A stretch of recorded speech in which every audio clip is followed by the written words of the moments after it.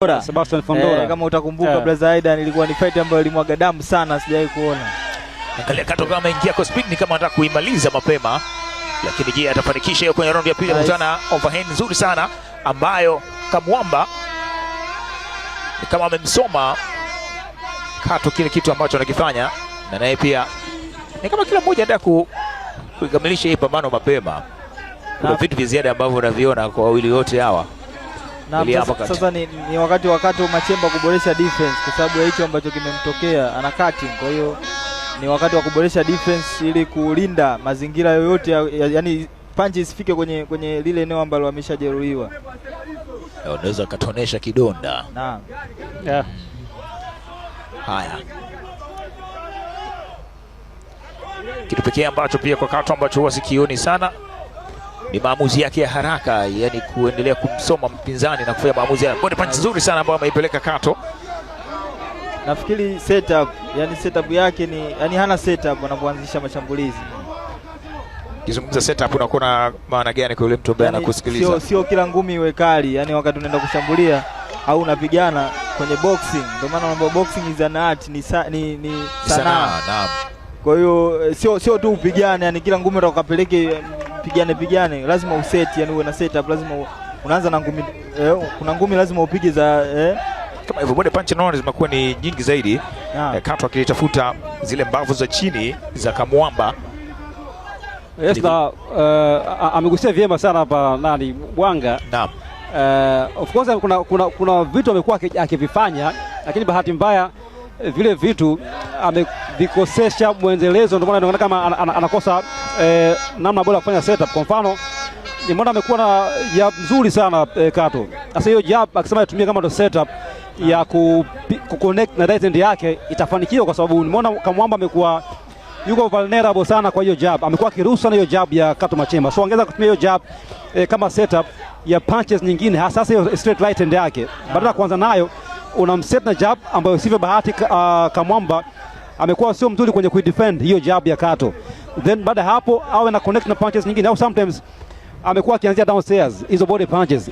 Anaweza akatumia body punches kama setup ya head shots ama ngumi za juu kichwani. Amekuwa piga body punches vyema, lakini uone akipanda juu kupiga kichwa. So anaweza akabadilisha haya mazingira yakawa setup kwake kuweza kumpanda juu kirahisi. Mouth guard ilikuwa imetoka ya bwana Kamwamba na referee anasema akaa pembeni. Kaa kando kwanza hapa, msubirie ufuate maelezo yangu. Hiki kinga mdomo kikae sawa sawa. Kama pia mkono yake nikawa kuna kitu najaribu kuambia referee sije kwa ongea kitu gani pale, lakini haya, round ya pili kati ya zile 8 inaelekea mwishoni. Kato pia akiwa anaendelea kulitafuta tumbo, combination ambazo bado sijakaa sawa sawa. Jab nzuri ambayo ameendelea kuitumia Kato. Unaona wote mzani ni kama unaendelea kuwa sawa sawa. Huyo hapo Israel Kamwamba kutokea Malawi pale, hajataka hata kukaa, anasema mimi sikai, ngoja nisimame kidogo. Au ni nini ambacho ni kama anazungumzia kuhusiana kuna nini ambacho anajaribu kukizungumza. Ni kama hayuko tayari kuendelea na fight. Nadhani kuna ishara ametoa ni kama hayuko tayari kuendelea na fight. Acha tuone, na naona kama kona, acha tusikie. Ni kama ana retire kwa mujibu wa ishara ambayo amekuwa akimpa second wake pale, kama hayuko tayari kuendelea na round inayofuatia. Nini ambacho kimepata? Kwa sababu nilikuwa naona kama anagusa kwenye eneo la mbavu, lakini vile vile anamwambia vipi bwana, kagoma kuinuka wewe, kakaa. Sema kwa leo inatosha. Kama unataka njoo wewe. Hapana. Siendelei. Vipi?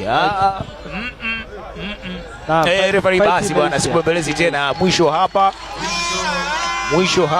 na sijui nini ambacho kimemkuta, lakini kuruhusu body punch. Inawezekana hatujaona ile zile punch ambazo unaziona labda zikamwangusha, lakini vipi ile hali ya kuruhusu body punch za kutosha zaweza kufanya mtu uache pambano kama hivi? Wewe wa nje unaweza ukaona kama kaguswa.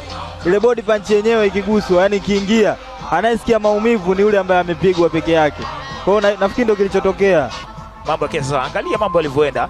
Kato alimpelekea ile right hand akakutana nayo tena nzuri sana ambayo ilikuwa kama huu body punch hiyo hapo, tena ilikuwa kama inaenda kwenye eneo la chembe hivi ni kwenye mbavu nadhani, kwenye mbavu na ndio hapo akasema inatosha, acha tuangalie kile ambacho kimetokea.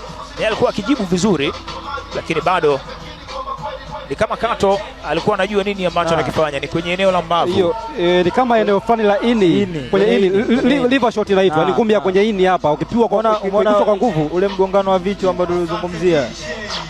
Haya, twende kwa Teze. Mpinzani ameshindwa kuendelea. Kwa mantiki hii, winner from red corner are the squadmates. Piga kelele kwa red corner, Kato Machemba.